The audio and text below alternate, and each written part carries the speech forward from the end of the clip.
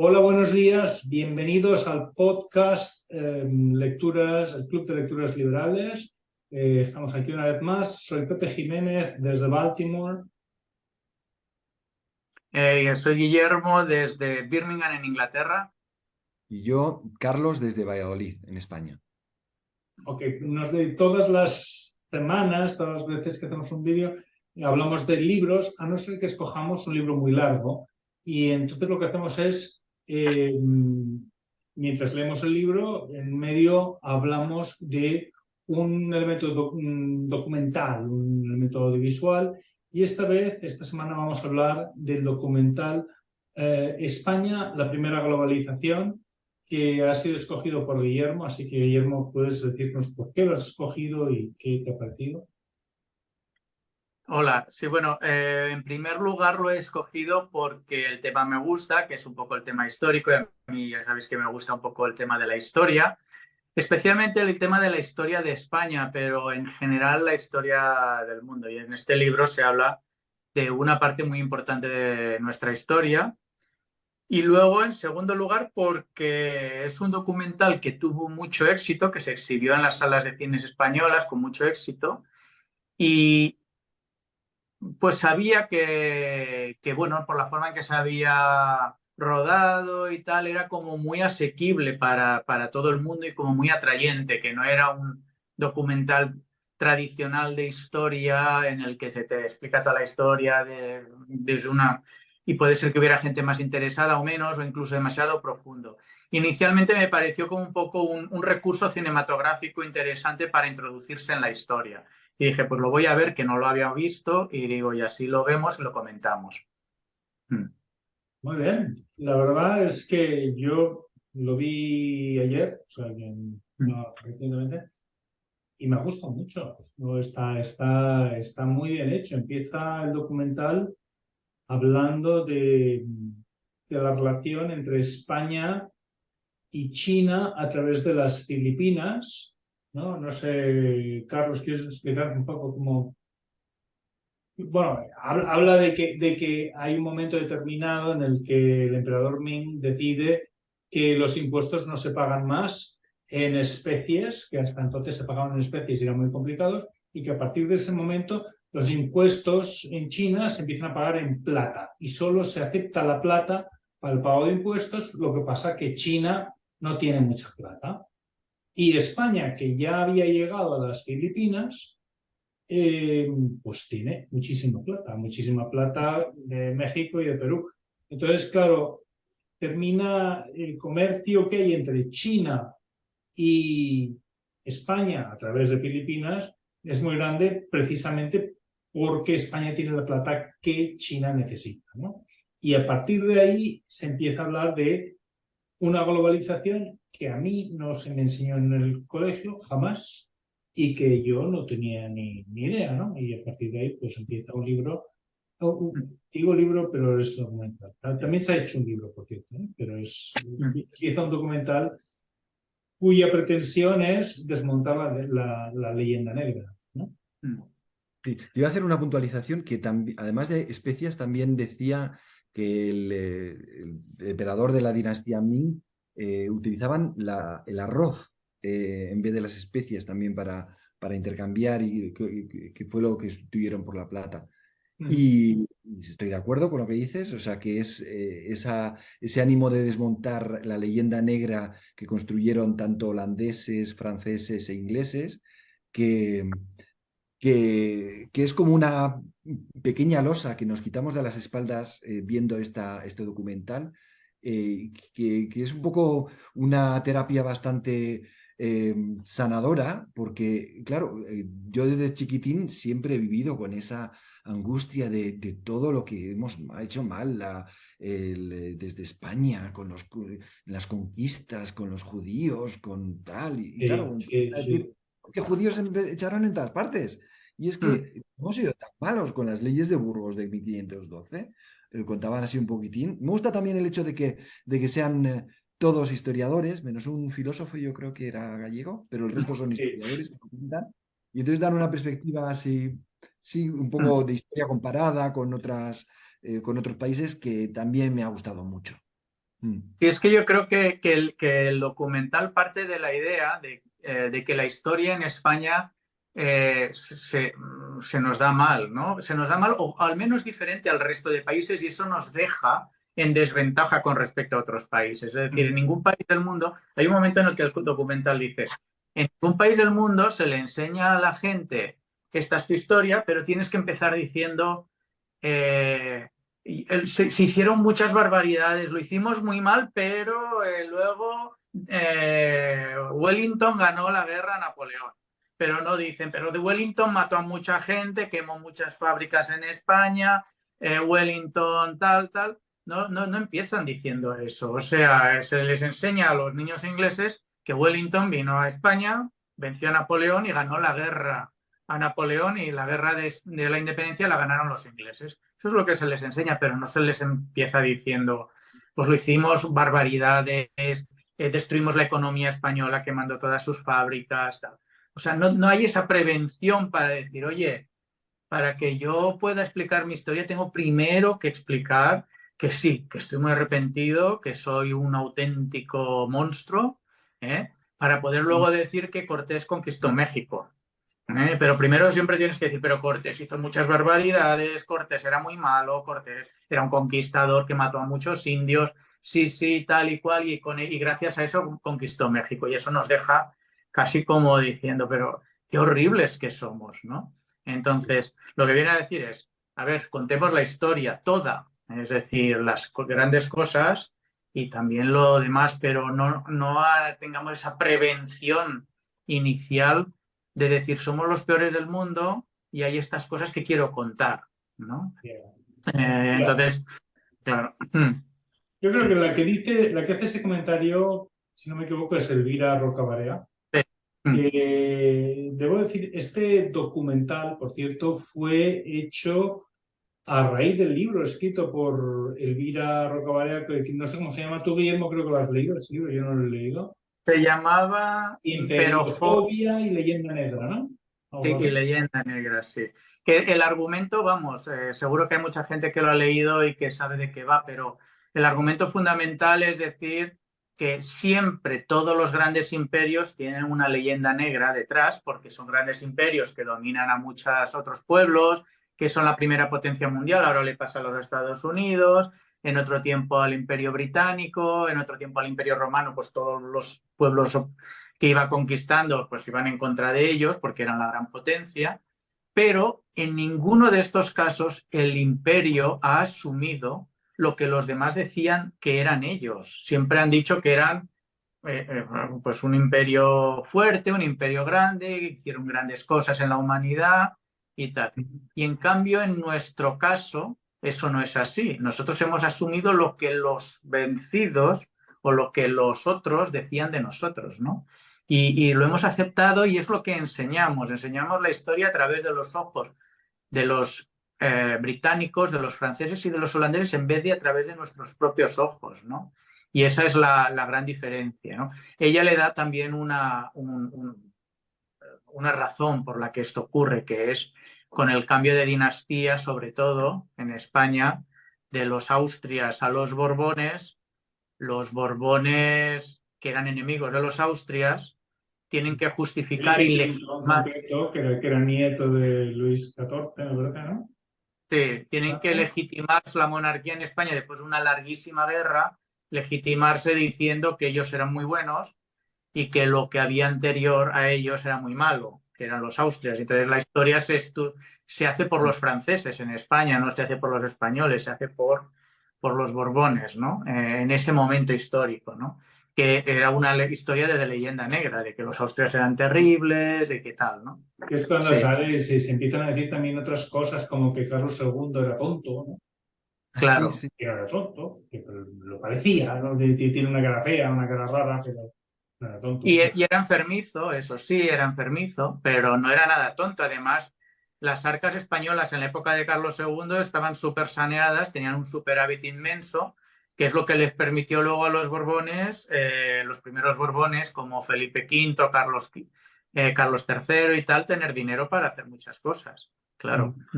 A mí lo que me molesta, hay a ver, el sabor de boca que me queda tan mal después de ver el documental este es o sea, de lo impotente que te sientes cuando ves, o sea, cuando eres un estudioso, un erudito de estos temas que has podido ver, o tienes una visión más o menos imparcial de la historia y te atreves a contarla, cómo la propaganda se ha utilizado tanto a lo largo de la historia y cómo ahora mismo también estamos en esa fase de la historia en la que se utiliza la propaganda y es como que es una máquina que no sabes cómo parar, cómo poder demostrar que todo esto que estás contando es mentira y que es producto de no sé, en el caso de los holandeses, o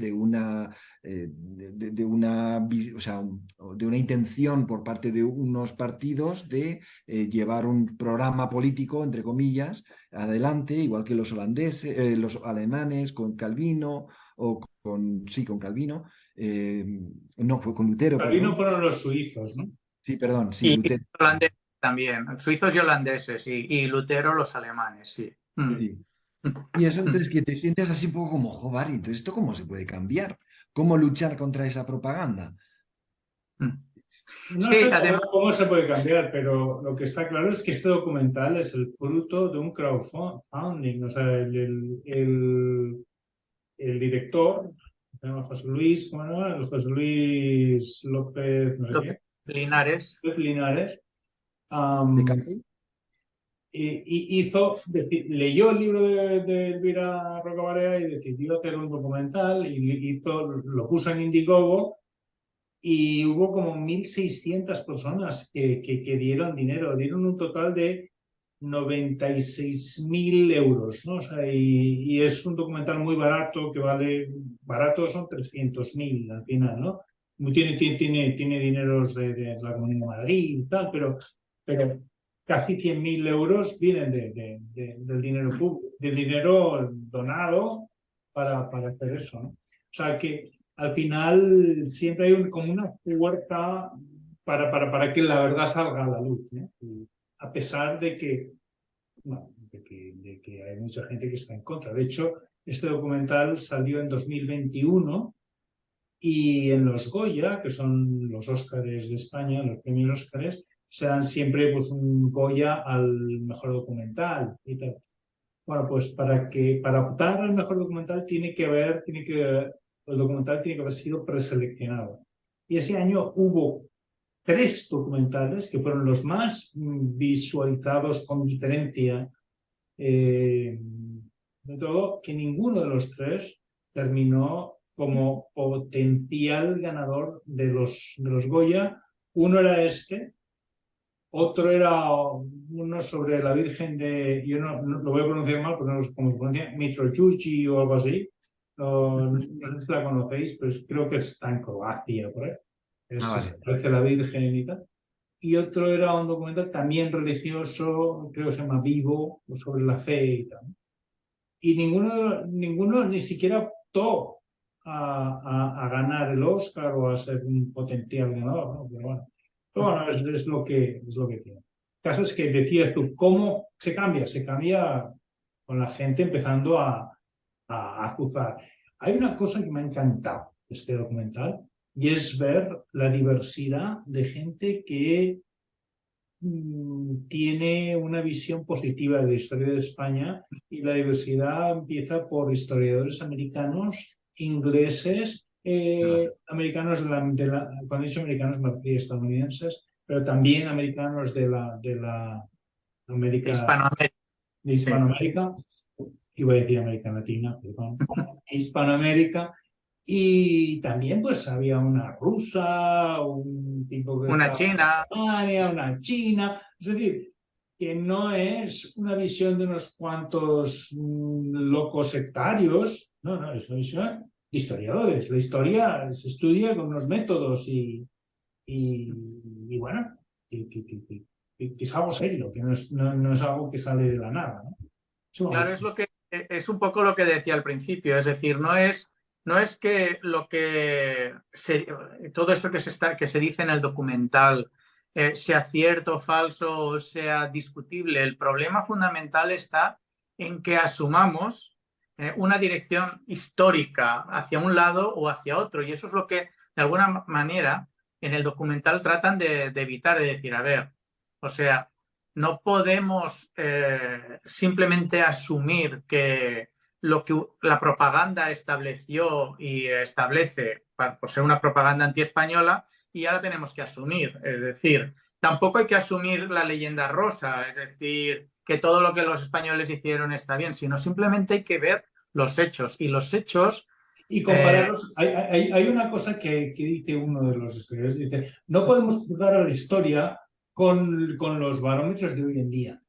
Hay que juzgar a la historia con los barómetros de entonces. Es decir, si vamos a juzgar a Torquemada, a la Inquisición española, comparemos las Inquisiciones que hubo en otros países. No la comparemos con la Inquisición que hoy en día no existe. O con las leyes actuales. Claro. Porque es absurdo. Objetivamente la Inquisición, que era un tribunal especialmente para los delitos religiosos, es decir, los que iban en contra de la religión oficial, ese delito ya no existe en los países occidentales. Entonces, si tú lo comparas, hubo gente que la mataron por ser protestante en vez de por ser católica. Ya, pero es que en Inglaterra mataban a la gente por ser católica en vez de ser protestante, o en Alemania, o en Suecia. Y de hecho, hay datos.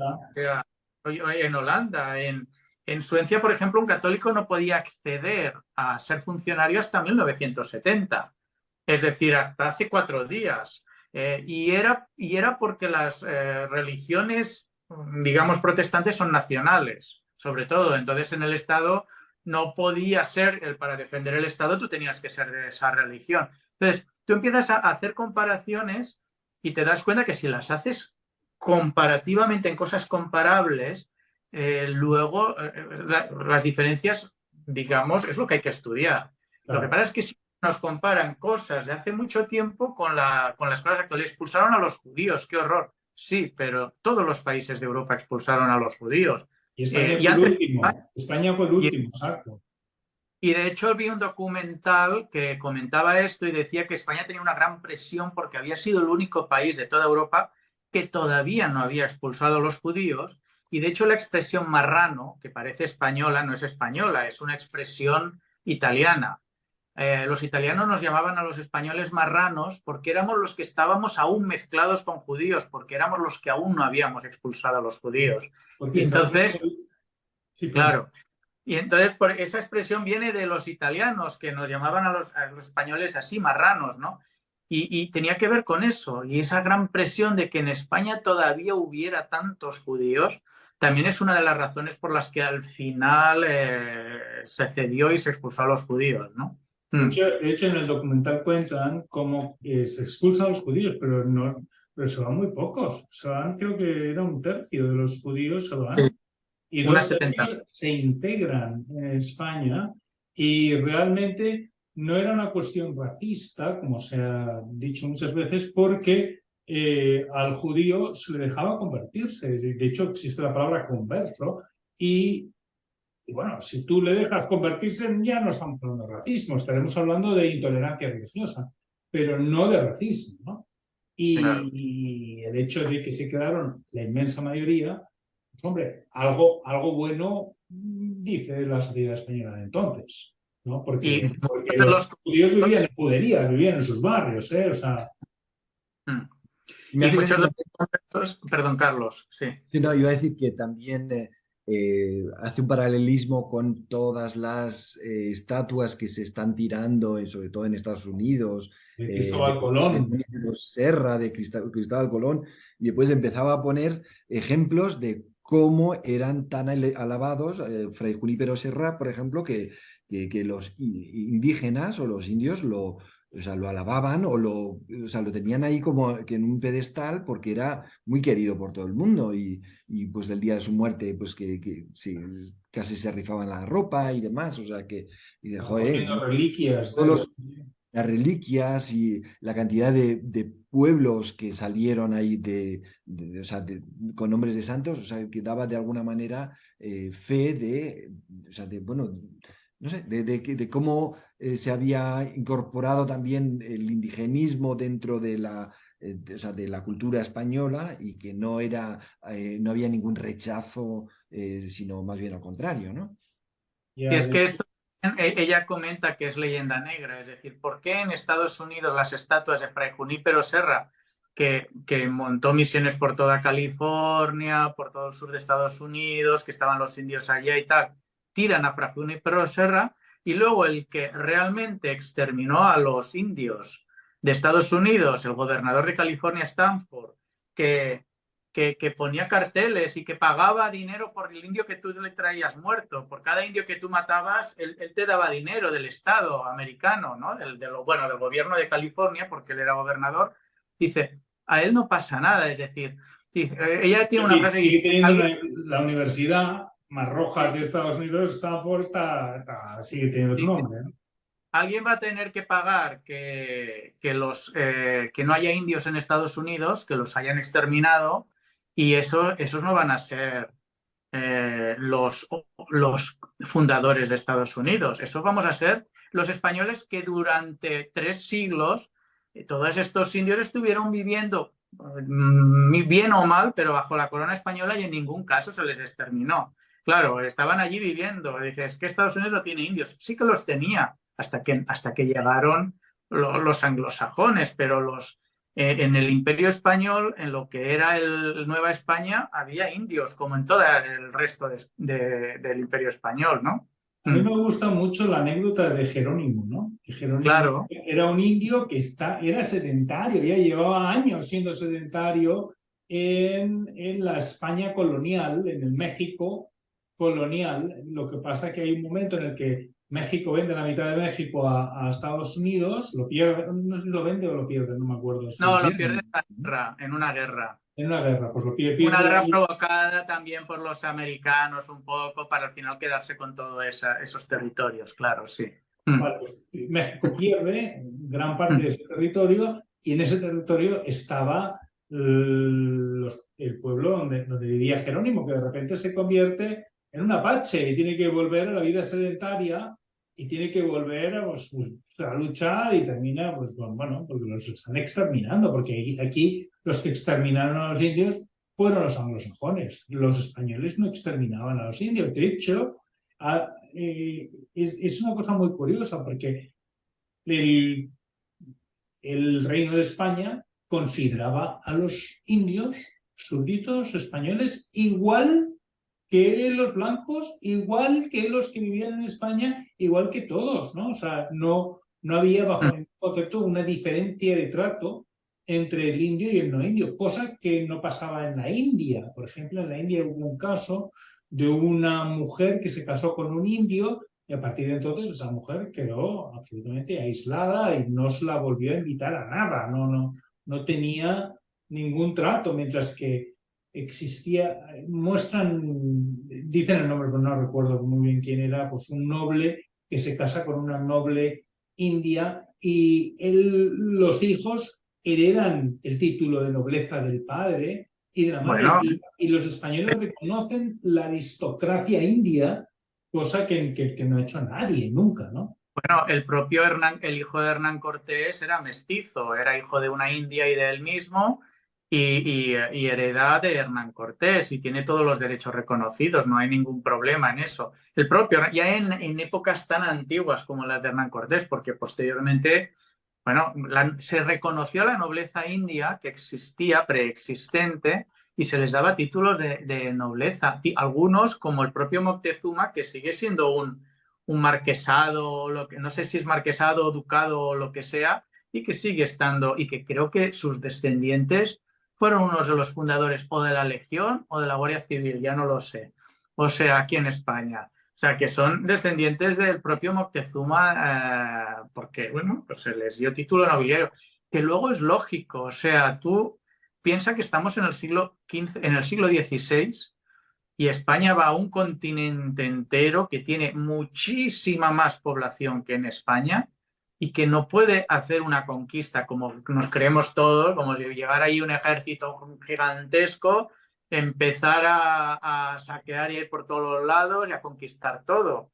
La conquista se hizo parte militar, por la fuerza militar, y parte por la diplomacia y los acuerdos con muchísimas tribus indias que estaban en desacuerdo con los grandes imperios de la época, los aztecas y los incas, ¿no? Y a estos pueblos se les recompensaba pues con títulos nobiliarios, se les daba tierras y se les mantenía en sus tradiciones, ¿no? Sí, otra cosa El caso, sí, Carlos. No, Sí. perdona, que te he cortado. Ibas a No, no, decir... no, no. Yo podía seguir y seguir. Sí. No, iba a decir que otra cosa que me gustó era cuando realzaba el valor de los conquistadores, de todo lo que sufrían para, o sea, para hacer lo que hacían y que debería ser justa la historia con ellos a la hora de reconocer todos esos esfuerzos. De cómo antes de partir en viaje, pues, Magallanes o demás, que por cierto, no sabía yo que estaba nacionalizado español y que se identificaba tan español bueno, por lo Yo menos tampoco. No, Sí. se nacionalizó español y fue a la expedición siendo español, o sea, renunciando a ser... Pero, y, bueno, perdón que te corte, Sí, pero luego otro sí, tema, luego, si no, luego hablamos de lo del tema de Magallanes, que también tiene su sí. tela.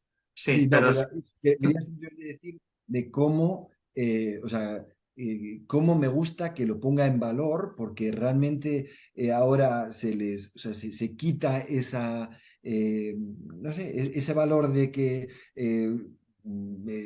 claro, iban allí para violar a las indias Eran o unos para ir bucaneros, que eran unos bucaneros que lo único eran ansia de poder y tal, pero cuando dices, a lo mejor no era el mismo tipo de emigración que iba a América Latina como fueron a Australia, que iban los fugitivos casi, ¿no? Si en América Latina fundaron las universidades mucho antes que en Estados Unidos y que iba pues gente, o sea, que no era lo peor de cada casa, ni mucho menos, ¿no? es que lo que dicen es que España acababa de terminar la reconquista. ¿Y cómo hizo la reconquista España? Iba conquistando a los moros parte del territorio que habían conquistado ellos y se iba reconquistando, ¿no? Y en cada vez que se reconquistaba se creaba un reino, o un virreinato, pues ahora el reino de Jaén, ahora el reino de Granada, ahora el reino de Murcia, ¿no? Y ese mismo modelo es el que se sigue exportando o sea, se sigue exportando a América. Y cuando se conquistaba Sevilla, los sevillanos, que había moros que si no querían ser cristianos o eran enemigos, se les expulsaba y el resto se podía convertir, pues ese era el mismo modelo que se siguió luego en América. Y entonces no se crearon en América colonias, que esto es otro gran error, porque como vemos la historia desde el punto de vista de los anglosajones sí que crearon colonias y los portugueses también. Creaban factorías para extraer las riquezas y llevárselas a la metrópoli, pero no tenían ningún interés en la tierra que inicialmente habían conquistado. Simplemente era una colonia, un sitio para extraer riquezas y luego comerciarlas, ¿no? En España, por supuesto, mucha gente fue a América para sacar también dinero, ¿no? Pero desde el punto de vista del Estado o gubernamental, en América se creaba un virreinato, como podía ser también el virreinato aquí en Aragón o en tal, en donde se ponía un representante del rey, y se creaban las instituciones exactamente igual que en España, y todo el mundo era súbdito del rey. Todo el mundo era o tenía los mismos derechos, fuese indio o fuese blanco, que luego a lo mejor el blanco español era un noble que había estudiado en la Universidad de Salamanca, iba allí, pues se le hacía gobernador y tenía más privilegio que a lo mejor un indio de allí, ¿no? Pero no era porque la ley le discriminara, sino que era como pasa actualmente, que se pone al hijo del político en vez de al que a lo mejor ha estudiado más, ¿no? Pero eso ha ocurrido siempre. Eso no tiene que ver con que desde el Estado se institucionalice una discriminación, ¿no? Sino que son otros motivos, ¿no? Sí, una de las Sí. cosas que dicen es que España exporta lo mejor que tiene. O sea, en todas las ciudades grandes de Latinoamérica y Hispanoamérica hay universidades creadas por los españoles. Y además, en muy poco tiempo, de llegar, en 10 años ya empiezan a crear universidades, no tardan ahí. En el que podían estudiar los indios. Otra cosa es Exacto. que tuviera dinero, obviamente, como pasaba con los españoles. Tampoco el pobre del campo que estaba a lo mejor en Zaragoza cultivando o en Cáceres o en Salamanca mismo cultivando, podía estudiar en la Universidad de Salamanca. El que estudiaba era el rico y ya está. Pues lo mismo en América. Una cosa Claro. que me ha encantado es cómo hablan de Hernán Cortés. O sea, por fin oyes a alguien hablar de Hernán Cortés como una persona valiente, una persona que lleva a cabo una empresa comparable a la conquista de la luna, ¿no? O sea, o más, ¿no? O sea, Más. Olvídate. una persona que realmente una de las cosas que tiene es, él no conquistó México. Fueron él, junto con la mitad de los mexicanos que estaban sometidos a los aztecas y que no podían más, se rebelaron contra los aztecas, pero él lideró una revolución de mexicanos. No fue él quien conquistó México, ¿no? Entonces, eso es un tema muy importante, porque claro, parece que él, ¿cuántos hombres llevaba? 300 o una cosa así, ¿no? 300, según las crónicas, parece que eran 300. ¿Cómo va a haber 300 personas van a conquistar todo un imperio? A ver, ¿en qué De cabeza millones. cabe? Es que no tiene ni pies ni cabeza, ¿no? No, sí, perdón. No, Sí, a mí de Hernán Cortés me parece bastante apasionante. Por supuesto, con sus luces y sus sombras también, pero no podemos... empiezas tú diciendo lo de las sombras. Has hecho lo que No, Elvira Roca Barea nos decía que no hay que hacer. Ya claro, hablar de la historia moralmente y empezar claro, pidiendo perdón. exactamente. Esto es lo que no se puede hacer. Lo que quiero, sí, es esto lo que se quiere hacer, pero quiero decir que también que hay que ver su figura y hay que explicar los hechos. Y cuando pues llegó tal, fundó Veracruz, se fue, tuvo una guerra con los tlaxcaltecas, luego se fueron sus aliados, fueron allí, sitió la ciudad de Tenochtitlan, la sitió y allí murió mucha gente, por supuesto, en un sitio como también murió muchísima gente en los sitios de las ciudades europeas, ¿no? Pero ¿eso de quién fue culpa? ¿Fue culpa de Hernán Cortés o fue culpa de...? Esto es como cuando hablábamos el otro día del sitio de Barcelona, ¿no? Cuando, en 1714. ¿De quién fue culpa que muriese tanta gente? ¿Del que no se rinde cuando no tiene ninguna opción o del que está sitiando? Claro, es una guerra, entonces eso de juzgar épocas diferentes y además cosas diferentes, como si aquello no hubiera sido una guerra, fue una guerra, obviamente. Había miles y miles de pueblos indios que estaban hartos del yugo de los aztecas y se unieron a Hernán Cortés para ganarles. También los aztecas, cuando vencieron a los otros pueblos, matarían a muchos indios. O sea, eso eran las guerras, eso no es y Hernán Cortés no inventó la guerra, o sea, la guerra ya estaba inventada, él participó en una guerra y ganó. Y eso es lo que no se puede soportar, que ganase, ¿no? Claro. Una guerra que yo diría justa, hablando también de lo de algo que hablábamos recientemente. Sí. Era una guerra justa, o sea, los aztecas era un pueblo terriblemente sanguinario, que estaban haciendo sacrificios humanos a mansalva, tenía sometidos a todos los pueblos cercanos y no solo les pedía impuestos exagerados, sino vidas humanas, ¿no? Entonces, era una guerra justísima, en mi opinión, la que lideró Hernán Cortés. Además, identificar, bueno, todo esto es muy polémico, ¿no? Pero identificar a México con los aztecas es además un poco también, es fruto de la independencia, pero el imperio mexica solo era los llanos del centro de México. En el norte de México, en el sur de México estaban los mayas, en el norte había otros pueblos y esos pueblos los conquistaron posteriormente los españoles y los fueron incorporando al virreinato de Nueva España.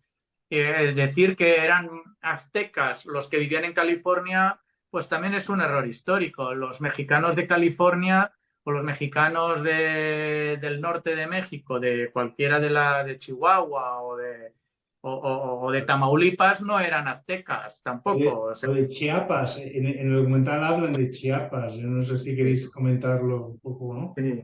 Hablan de cómo la revolución, bueno, o la rebelión que hubo en Chiapas, que tuvo un cariz como muy indigenista, y en realidad lo único que querían era volver a las leyes que tenían los españoles antes y a volver a las costumbres que habían puesto los españoles antes. Es decir, y eso lo llamaban, bueno, las costumbres tradicionales. Le dan las costumbres españolas, las que habían aceptado, las que habían establecido los españoles, ¿no?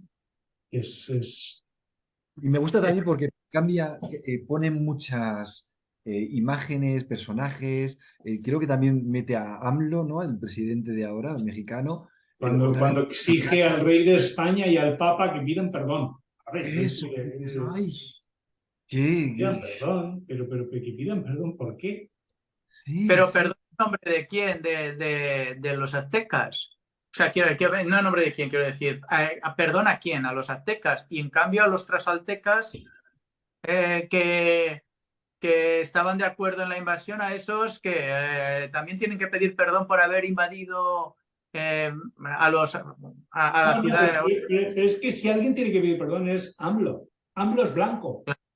Y son sus antepasados los que quizás hayan hecho algo en México, porque mis antepasados no pisaron México. Claro. Pero es que esta manía también de tener que echar la culpa, pero solamente a algunos, porque nosotros a los romanos o a los griegos no les echamos en cara nada. Exacto, porque no Los tienen árabes una... tampoco. Claro, Y bueno, claro. pues asumimos que es una parte de la historia. O a los moros del norte de África que tuvieron esclavizada a toda Europa y que no hacían más que vender esclavos en el norte de África durante siglos. Siglos y siglos, y fueron los No le mayores vamos a esclavos. pedir a Marruecos y a Túnez que nos pidan perdón, ¿no? Claro. Y Cuando luego los también sí. el hecho de que imagínate que en España hiciéramos lo mismo que en México y que reivindicáramos a los pueblos anteriores a la romanización, ¿no? ¿A cuál elegimos? Porque Claro, a los sí, celtas. a los tartesos, a los íberos, a los celtas, Sí. a A los ¿quiénes eran? cartagineses, no, si como yo soy más como del este, soy más cartaginés, que soy más Yo soy catalán, ¿no? Pero lusitano, yo no sé qué. Además, en Portugal les pasaría lo mismo, porque los lusitanos solo estaban en el centro y sur de Portugal. En el norte había celtas. Entonces, ¿cuáles elegimos? ¿Qué tribu elegimos o qué pueblo elegimos anterior a la conquista romana? Los romanos fueron los que crearon España. Crearon una provincia unificada con un montón de pueblos y esa provincia la llamaron Hispania y fueron los romanos los que crearon Hispania. Pues es lo mismo que pasó con la conquista de México. El México se creó en ese momento. Anteriormente había un montón de pueblos que estaban peleados entre ellos y que no tenían conciencia de que todo ese territorio unido era un único país. Entonces, es lo mismo que nos pasó a nosotros con los romanos. Nos conquistaron y los pueblos anteriores no tenían conciencia de que... y en un momento determinado fuimos nosotros romanos. Séneca era español. Y bienvenida, o sea, qué buena ha sido la romanización para los descendientes Nos dieron la en lengua, la península ibérica, ¿no? nos dieron las leyes, la lengua, nos dieron las construcciones arquitectónicas, nos dieron Los acueductos, claro. nos dieron una manera de hacer las cosas, bueno, los avances militares, lo que fuera, que luego pues, se perdió mucho de esas cosas en la Edad Media, pero que luego se volvió a recuperar. ¿Qué más da? No hay ninguna manera, no hay ninguna razón para sentirse víctima de los romanos o de los griegos. Es absurdo. Es completamente. Y además, un tema que me gusta que saca Miguel Anxo Bastos es cómo si hubiéramos sido tan chupópteros y hubiéramos esquilmado tanto a América en general, una vez que se independizaron las distintas provincias americanas, España o sea, sufriría muchísimo, pero sin embargo fue justo al revés, que a partir del 98 empezó a tener una fase de expansión que no había tenido en los años previos, ¿no? Es que de hecho, eso también se lo he escuchado, no sé si también es a María Elvira Roca, también le he escuchado que es algo similar a lo que dice Miguel Ángel Bastos. Decía ella, o sea, las independencias no fueron solo las independencias de los países de Hispanoamérica, sino que también fue un poco la independencia de España. En ese momento el imperio ya estaba muy sobrepasado, habían ocurrido muchísimas cosas y al final, en ese momento se independizaron todos los países de Hispanoamérica y al final España volvió también a ser como España. Hasta ese momento España ni siquiera era la provincia más rica del imperio. Las dos provincias más ricas del imperio español eran Nueva España y Lima y el virreinato de Perú. O sea, esos dos eran los sitios más ricos del imperio español. Y lo que dice también, o sea, eso de que se llevaban el oro a España y tal, se llevaban el quinto real, que es un 20%, que es un impuesto. Imagínate que ahora no solo pagáramos el 20% de los impuestos. O sea, sería una maravilla de todo lo que ganamos. Si el límite fuera el 20%, en aquella época, de la minería. Es decir, que era el mismo impuesto que se aplicaba también en España. Es decir, a las minas de mercurio de Almadén el 20% eran de impuestos que se daban a la corona, que las minas que hubiera en España. O sea, que no se aplicó un impuesto especial para América, sino que se aplicó el mismo impuesto que ya existía en España para la minería, se le aplicó a la minería de la plata en América, ¿no? Entonces, solo el 20% de esa plata iba a las arcas reales que luego se gastaba en guerras, ¿no? Pero el otro 80% se quedaba en Hispanoamérica y se usaba para guerras. No, porque en Hispanoamérica no ha tenido un periodo de paz más largo que esos 300 años de Imperio Español, en donde básicamente se usaba para el comercio. Con el ejemplo del galeón de Manila, de cómo se comerciaba y cómo las ciudades de México o la ciudad de Lima eran las ciudades más ricas del mundo en aquella época. Cuando antes de en la época de los virreinatos. Sí, Entonces, una cosa que estábamos comentando sobre la independencia de los países hispanoamericanos es la influencia que tuvo la guerra, la mal llamada Guerra de la Independencia, que fue la invasión de Napoleón de España, y cómo en esa invasión hubo una guerra que básicamente fue la guerra en la que ingleses lucharon contra franceses y los españoles lucharon contra los franceses, la mayoría, pero en realidad los ingleses se dedicaron a esquilmar todo lo que podían, porque eso sí que fue latrocinio y que fue destrozo de lo que fue España. Y claro, en esas circunstancias, además, Napoleón y Francia hizo todo lo posible para medrar en Latinoamérica, en Hispanoamérica. Y hasta el punto de que les hizo creer que tenían unas nacionalidades que no tenían, porque los límites que había ya en Nueva España, en el virreinato de Perú, los hicieron más pequeñitos, o sea, consiguieron unos límites totalmente artificiales, no había ninguna diferencia entre los países en Sudamérica, ninguna, eran todos más o menos iguales, ¿no? Y bueno, dicen que hubiera sido que si se hubieran independizado en América, hubieran independizado me parece que son 4 virreinatos fundamentales, que hubieran sido Nueva España, que es todo México, la parte de Centroamérica y las islas del Caribe, que hubiera sido Nueva Granada, que era lo que es Colombia y Venezuela, era el virreinato de Perú, que es todo Perú, Bolivia, Chile incluido, y luego el virreinato del Río de la Plata, que se creó posteriormente, que estaba en Argentina, ¿no? Entonces, que hubieran sido 4 países nada más, pero hay, no sé si hay 20 países en Latinoamérica o en Hispanoamérica, hispanoamericanos hay como 20 o así. Entonces, se empezaron a subdividir en tal porque los que realmente ganaron esa guerra con las independencias fueron las potencias extranjeras, los ingleses y franceses, y empezaron los criollos, la burguesía, la pequeña, o sea, pequeña no, la burguesía que no era muy grande. Sí, que querían tener más poder y entonces se crearon esos pequeños estados. A ver, no son pequeños porque obviamente Perú es enorme, ¿no? O México, pero quiero decir, mucho más pequeños que lo que naturalmente hubiera sido. Dice, en Portugal la independencia de Brasil implicó que solo se creó un estado, que era Brasil. Crearon 20 estados allí, ¿no? Luego también las pérdidas de territorio tras las independencias. México es hoy menos de la mitad de la extensión de México en la época de la independencia, porque lo perdió todo con Estados Unidos, luego todos los países de Centroamérica pertenecían al virreinato de Nueva España y se fueron independizando.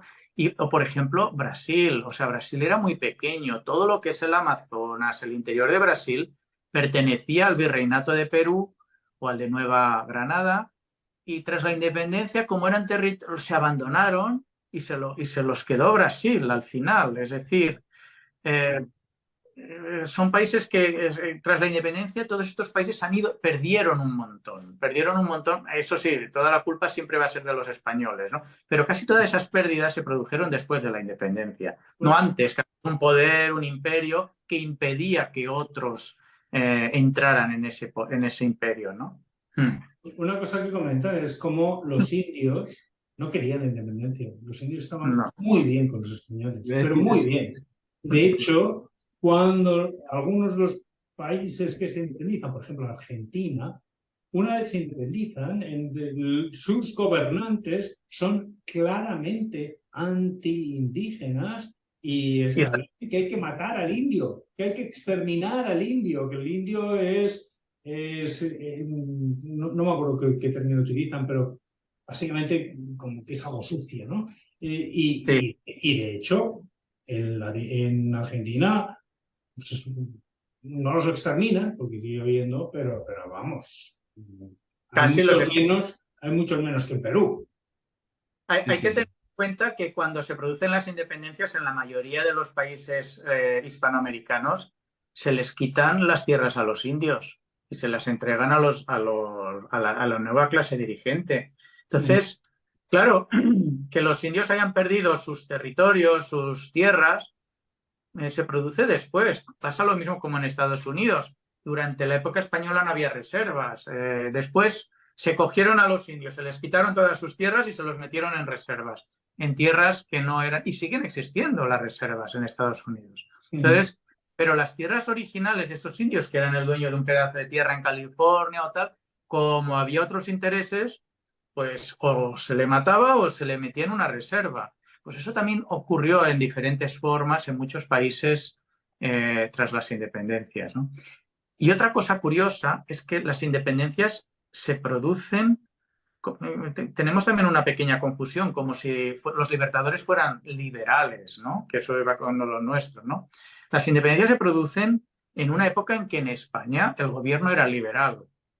Sí. Entonces, durante la época del trienio liberal en España, ¿no? Entonces, eso es contradictorio con la historia que nos enseñan. Cuando en México se da el grito, se dice o se da en favor del rey Fernando VII, del rey absolutista.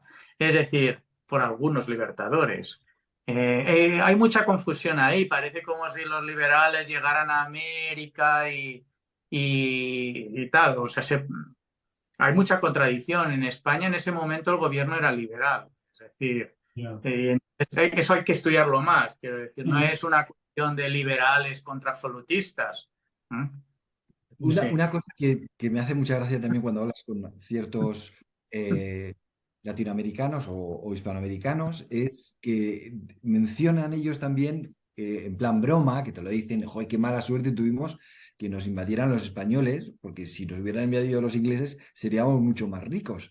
Y entonces eso también te hace pensar de decir, bueno, ¿qué es lo que hizo realmente que Estados Unidos o Canadá que tuviera esa mayor riqueza, si eran realmente los valores liberales que también España pudo tener con la Escuela de Salamanca o con constituciones del 12 o lo que sea que pudieron ser exportadas o exportables? Y aún así, no sé, que el nivel de desarrollo económico está a otro nivel en Estados Unidos o en el resto de América hispana, ¿no?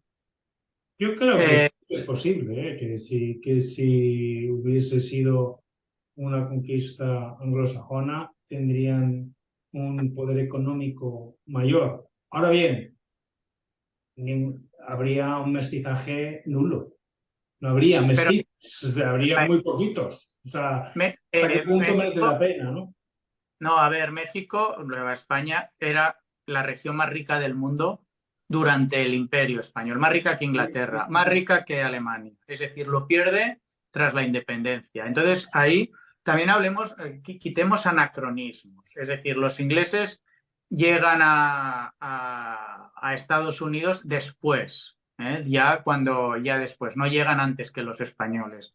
Llegan a Canadá o van a Australia y arrasan con todas las poblaciones nativas y entonces, ¿qué comparamos? ¿Con la colonización inglesa de Canadá o con la colonización inglesa de, La India. no, o de Ghana? La India o de Ghana, ¿eh? O de Ghana o de Tanzania.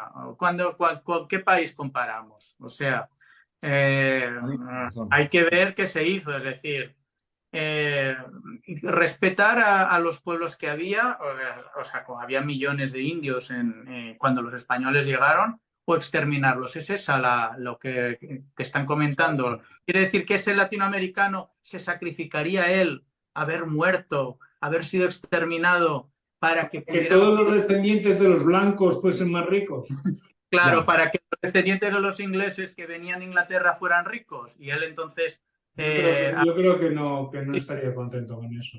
Exactamente, es decir, la mayoría, el 90% de la población de México o es un 90 o más, a lo mejor o es mestiza o es india. A lo mejor indio es un 10% puro y el 90 es mestizo, es una mezcla de indio y de europeo. Entonces, ¿qué hubieran preferido? O sea, todos estos mestizos no haber existido nunca, todos estos indios, y que hubieran venido ingleses y hubieran hecho de México un país de hombres blancos ingleses Que ricos. solo se habla inglés, sí. Sí. Claro, es que es otro anacronismo histórico, otra comparación que no es, pero si lo comparas todo. Es decir, Claro. o sea, quiero decir, no puedes comparar. A ver, dime una colonia británica en el que haya ese mestizaje y sea rica. En ninguna. De hecho, no hay mestizaje en ninguna. En todo caso, hay pueblos originarios y pobres. ¿eh? Porque solo Entonces hay que también ver un poco eso, ¿no? Porque también Inglaterra tuvo otras colonias, no solo Estados Unidos. Y luego habría que pensar si Estados Unidos es una colonia inglesa, porque Estados Unidos se independizó muy pronto.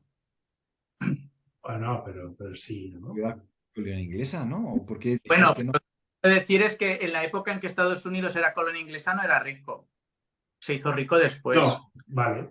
Sí, sí, sí. Y una de las Eh, razones por las que se hizo rico es porque no tenía guerras y pudo salir adelante durante mucho tiempo sin preocuparse por nada, ¿no? Pues solo por los que es lo tipos que era un problema fácil, ¿no? Si que es lo que simplemente le había que pasó, robarles las tierras. que es lo que le pasó a la América del Imperio Español. Durante 300 años no tuvo guerras y se hizo muy rica comerciando con China, comerciando con Filipinas, comerciando entre ellos, llevando productos a Europa y trayendo otros productos de Europa. La sociedad de la Ciudad de México, de Lima, eran sofisticadísimas porque tenían los productos más lujosos de todo el mundo y no podemos decir que esas sociedades fueran pobres. De hecho, se dice que un minero, cuando Humboldt fue a México, decía que un minero mexicano cobraba como, no me acuerdo lo que decía, 5 o 6 veces más que cualquier trabajador alemán. Ujú. Pues porque en aquella época es que comparamos el México actual con el Estados Unidos actual y no comparamos el México del siglo XVIII con el Estados Unidos del siglo XVIII. Una cosa que este documental me ha abierto los ojos y dice es cómo México es el crisol, es el enlace real entre el este y el oeste, ¿no? Exactamente. Cómo Dentro de... toda la comercialización pasa a través de Filipinas, de China a Filipinas, de Filipinas a México y de México a toda Europa, ¿no? Y luego a Lima también. Sí. O Sí. sea, sí, era el centro, la Ciudad de México era el centro real del Imperio Español. Ujú. Donde se producía, bueno, la ciudad más rica, de hecho, más grande.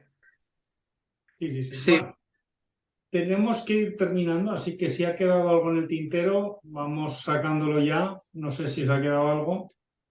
Bueno, hay muchas cosas. Pero una cosa, yo por mi parte, que antes lo hemos dejado, lo de Magallanes. Ah, Sí. sí. Que eso sí que enlaza un poco con algunas cosas que algunas veces hemos comentado. Es decir, la empresa de Magallanes fue una empresa española, por un empresario español, Lope de Haro, que era converso, que era un ricachón del norte de España, de la ciudad de Haro en La Rioja, pero asentado en Burgos, que pagó la expedición y luego el rey quiso también participar. Y pagó una expedición española con un navegante portugués que se nacionalizó español, Magallanes, y la intención original no era dar la vuelta al mundo, era llegar a las Molucas y traer especias.